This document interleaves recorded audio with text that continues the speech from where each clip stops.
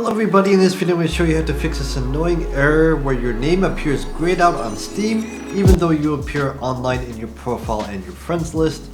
It's pretty easy to fix, so try not to skip any steps. The first thing you want to do is open Steam, go into your settings. From here, go to in-game, and from here, first delete web browsing data.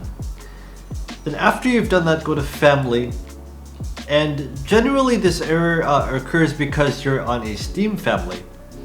So you want to create a new family group and leave any existing groups you're a part of, and recreate the family group and join again with the same family members, and seeing that should resolve the issue.